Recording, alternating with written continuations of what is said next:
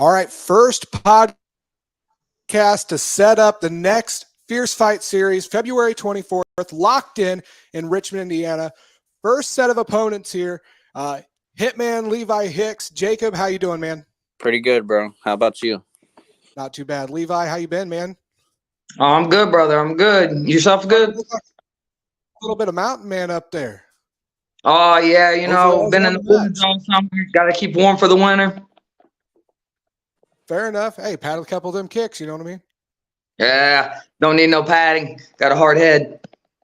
Fair enough. Hey, Jacob, first of all, last time we talked, kind of go straight into things here.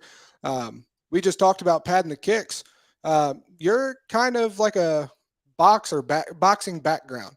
Are you kind of not trying to give away your game plan here or anything, but are you planning on trying to incorporate any kicks? I know you guys got a lot of kicking power in your gym that you can learn from. Yeah, I mean, I've always known how to kick. It's just, I've always been naturally a boxer, but yeah, bro, I want to showcase some stuff, bro, some new stuff, but yeah.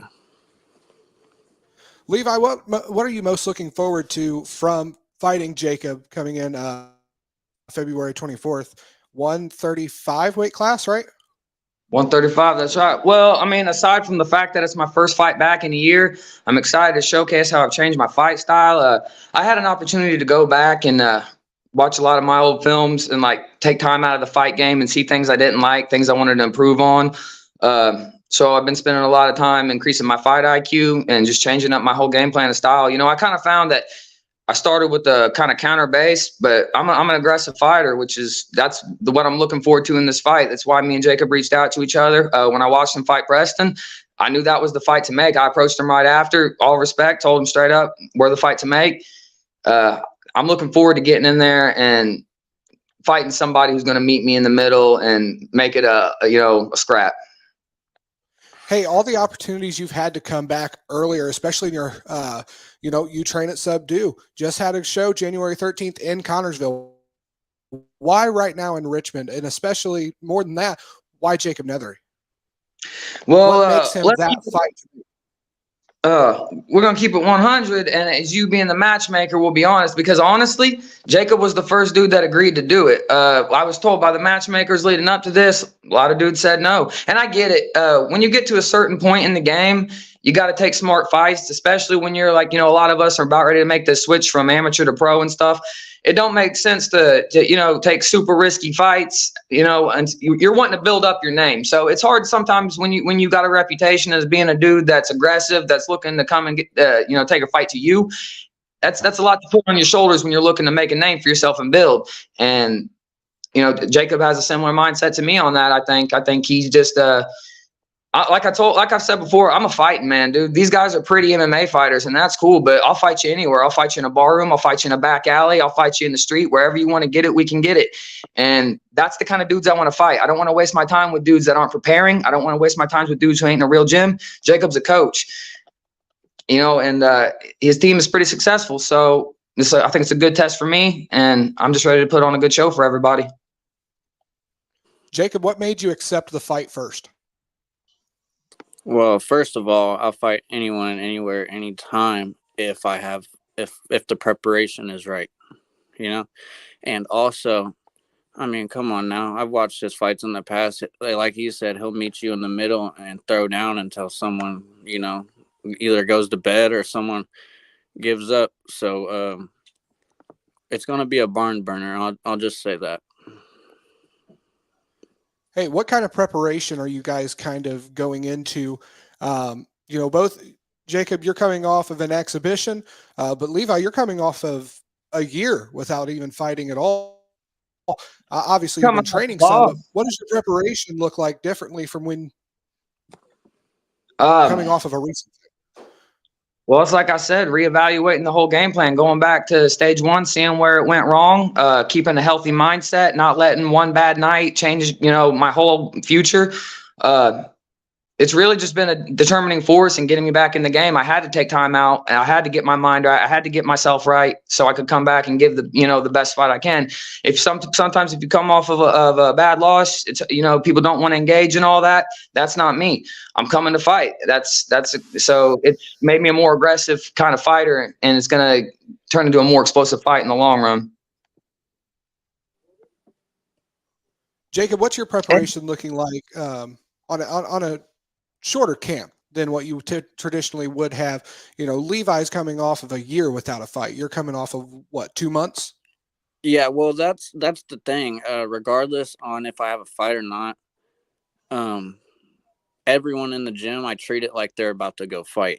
So we stay prepared so we don't have to get prepared. I'm sure you guys have heard that saying before. We stay prepared just in case, any short notice.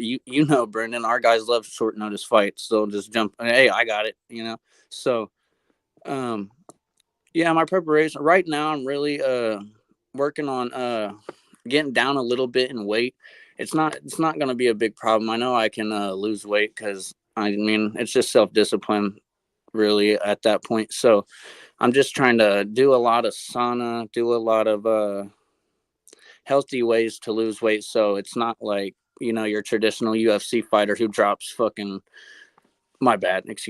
drops like 20, 25 pounds or something like that to go fight. And then, they're so unhealthy and dehydrated in the fight and stuff. So I'm trying to, get healthy. I've been training with a lot of dangerous people, been training with a lot of new people that can show me new things.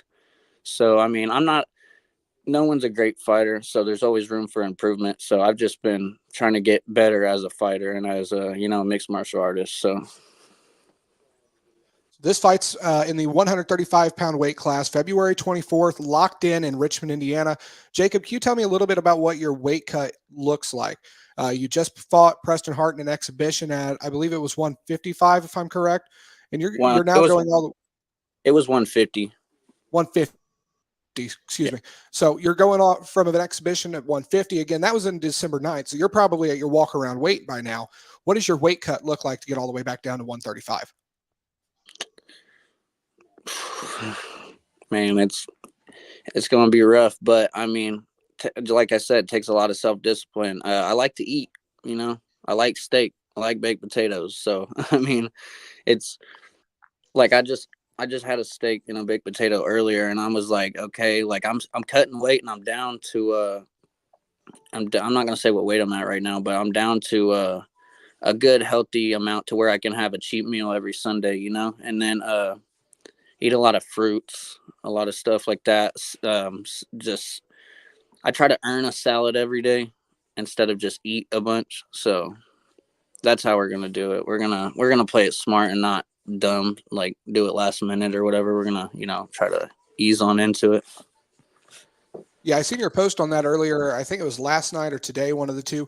I was kind of curious on that. What in your mind, what do you have to do to allow yourself to earn a salad? Just out of curiosity. A salad, I don't really know the specifics, but a salad, it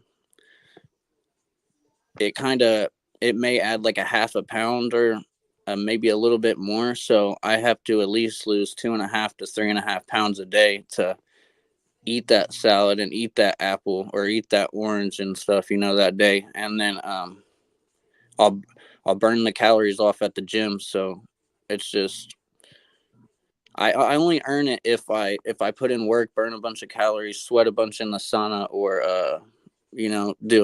I have these things that I do with boiling hot water in the bathtub, and I put a bunch of Epsom salt in there, like 2 pounds of Epsom salt. And I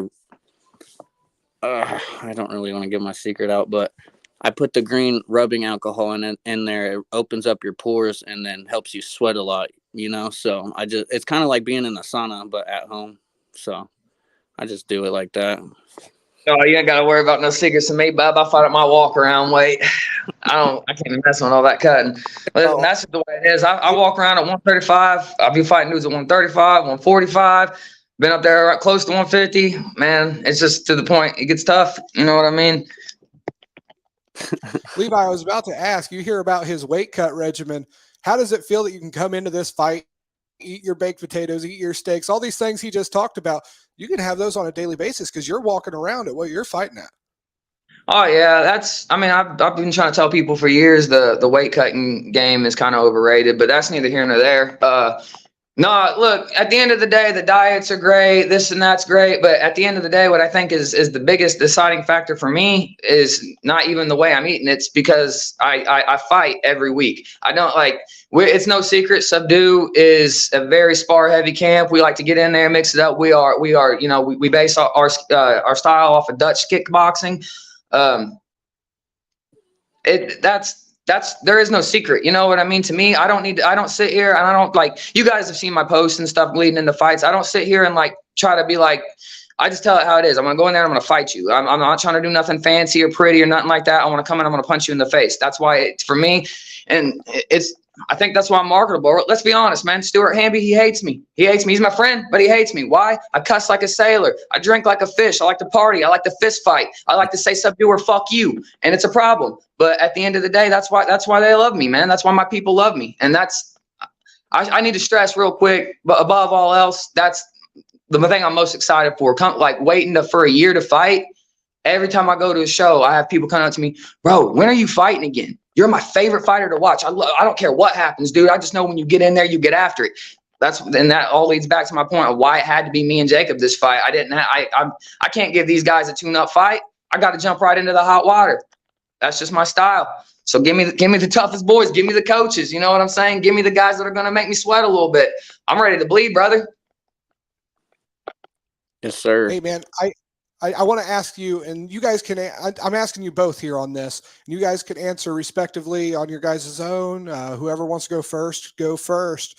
Let me ask you this. Last time we seen 7-6-5 top team and Subdue kind of, interacting with each other was back November 4th. And, head coach for top team, Jacob Neathery, and then Chris Flug kind of got into it a little bit. Is there still a little bit of beef between you guys, 7-6-5 and Subdue, or is this kind of settled? It's just a friendly matchup out of respect. What are we looking at here? What can the crowd expect coming in February 24th? Hey, I'll be the first to tell you the Nightmare doesn't need no man to step in on his behalf. Chris Flug will fight if he feels like he needs to fight someone to make a point. But this ain't about Chris Flug and Jacob Neathery. This is about the Hitman and Jacob Neathery. And that's the only fight that either one of us is even thinking about or even focused on. Yeah, we kind of did, get into it, but it really wasn't nothing serious. It was just a little, agree to disagree, but, because, Devontae's my dude, you feel me? And he was fighting Devontae that night. And, we already had words before then and stuff, but, after I hashed it out with Preston and stuff, we all became cool. I ain't got nothing against Levi just because he's Subdue or anything like that. We're cool. You feel me? It's not like we're best friends or nothing, but he's my dude. I don't have no problem with none of them. At the January event, I was chopping it up with all of them in the locker room. You feel me? We were just chilling. That's what I'm saying, man. And a lot of people I feel like need to put a lot of weird heat on things. Look, bro, I can think you're a cool dude all day, but at the end of the day, if I can break your nose, I'm gonna break your nose. If I can break your jaw, I'm gonna break your jaw. I expect the same from you. You know what I mean? Yeah, we all love fighting. We're all fighters and stuff, So when it's fight time, it's fight time. After, before, we can show respect, but when it's fight time, it's fight time. You feel me? Absolutely. Look, dude, I've had it thrown at me a couple of times because that me and you kind of got something in common. And that's what I like about it too. We're both kind of portrayed as bad characters or whatever. You know what I mean? We're the heels of this group. I've had it told to me I'm the most hated guy on the roster. Well, before other people started coming in, but dude, that's the thing. And it's crazy because most of this hate seems to generate from the fact that from the loyalty I have to my team. If you go through and ask people what their problem with me is, when you really get down, Levi talks shit. What does Levi talk shit for? Because you started in on someone from his team? You guys don't understand, and not you, Jacob, but the best, some of these teams, we're family, bro. That's why if you speak on my guys, I will step to you. If it doesn't matter to me. People hate me because I'm Subdue until I die, because it's Subdue season, and that's just what it is. I respect that. I also want to ask both of you real quick. what does your training camp look like? What does your training camp look like with fighting on your own versus having multiple members of your team fighting on the same card? And on top of that, multiple members of your team fighting your opponent's team as well. Brother, I couldn't tell you. I've never trained for a fight by myself. I couldn't tell you. Subdue stays strong. We stay fighting. 765 too. They're always on cards. Don't know what it's like to prepare for a fight by myself. We're a band of brothers. Yeah, I mean, really, it's just a fight. Like you train with your team. You know, this is how I look at it. I feel like the training camp should be the hard part. You know, you put in work, you sweat more than what you are going to in the actual fight. Sometimes, you know, you'll run into them fights that are just barn burners. You know, like, and both of y'all. Yeah, I have a feeling it's going to be a long night for both of us. I like to look at it as the training camp is the easy part, or the hard part. Fighting is the easy part, you know, because like you get put through so much hell in training camp, and then you go into the fight and showcase your skill set, you know. I'm with that. All right, so let me ask you guys this one then. How do you feel your teammates are doing in their preparation towards building their fight with their opponents? Subdue's full of killers. Chris Saylor, Xavier Cardis, Skylar Neathery, and then Justin Dowsett also. I know I'm forgetting one off the top of my head. Brent Hammond's fighting somebody as well. You guys got a lot. Both of you guys, Subdue and 765, have a lot of people on this card. What does their preparation kind of look like, and what is your guys' involvement in that? We're hands-on. I told you, we're all fighting each other. As soon as I walk in that room, we're hugging and then we're fighting. That's what it is. Subdue.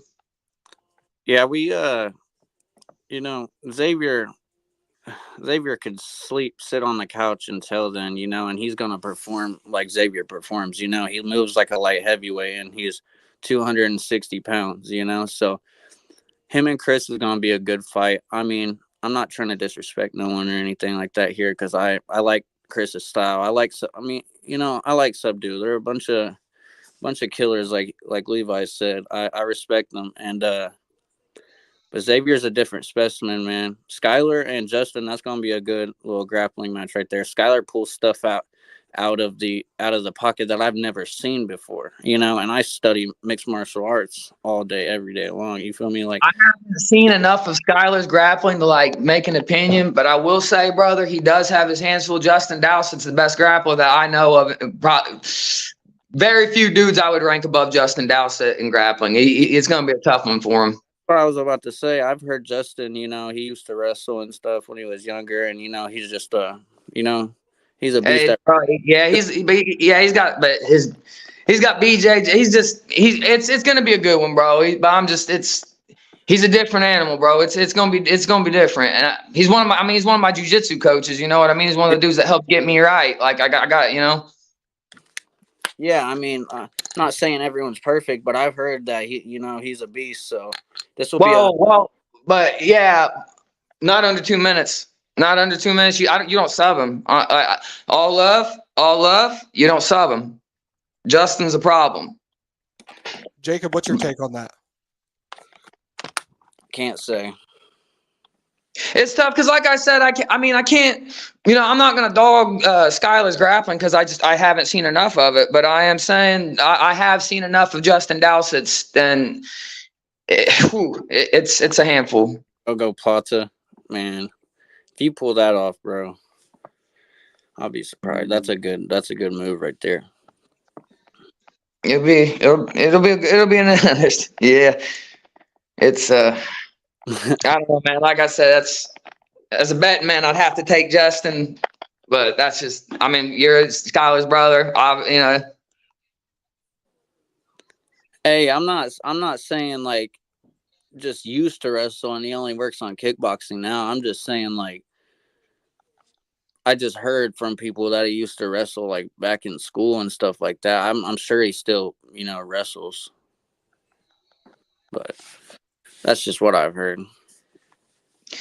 Yeah, but I don't know. That, like I said, that's he does more than wrestle. He's champion grappler all the way around. Hey man, I'm gonna have a big pop in that when I walk out, man. That's gonna be.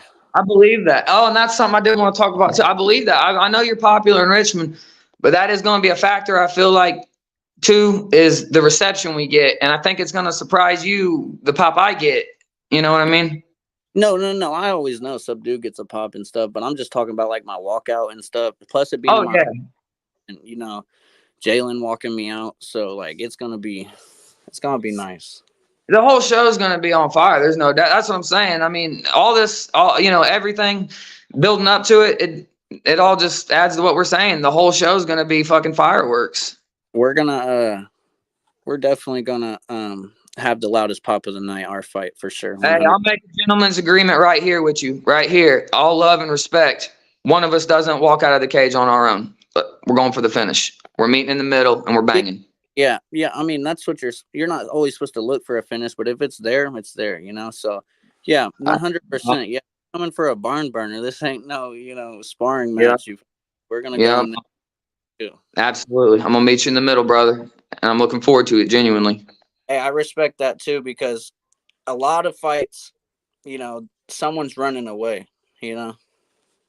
Someone's always running away in a fight, and someone always is chasing someone down. So I'm definitely ready to be right there in front of you, Absolutely. I'm looking forward to it, my guy. Well, hey man, great show of respect from you two. We've got a lot going on in the comment section. Chris Fluke's trying to put 500 on Dowsett. A lot of other stuff happening. So I'm going to let them stay in the comment section. We'll get to that later on. Guys, I'm excited for this one. February 24th. Flip it. 1,000 on Dowsett. That's a lot of money, man. It's a lot of money, boys. You want to take it? I got 1,000 on it. I'll show you the check. Hey, but only if amateurs had that, that little betting app on DraftKings or some, because I guarantee Justin is probably the favorite right now because he's had a lot more fights. So, like, if someone was to bet and then Skylar did beat him, they would just I just can't put money on it. I'm not putting money on no amateur fights. I respect it. Hey, besides Xavier, Chris, maybe because you're a heavyweight. All right, hey man, I'm excited. Let's do this. February 24th, locked in Richmond, Indiana. Hey, I'm loving the representation for both teams, by the way. Keep them coming in the comments. I want to see 1,000 comments by tomorrow morning. Let's keep this rocking overnight. Hey, February 24th, get your guys' tickets now. FierceFightSeries.com. Hit up Levi, Jacob, get tickets from them. Whatever you guys got to do, don't miss this fight. It's going to be absolutely jam-packed. This entire card is absolutely stacked from the grappling match opening the show all the way to Ryan Stout and Tyler Combs in the main event. Make sure you guys do not miss this fight. Hey, gentlemen, thank you for joining us. We'll see you guys February 24th. Hey, boys, it's Subdue or fuck you.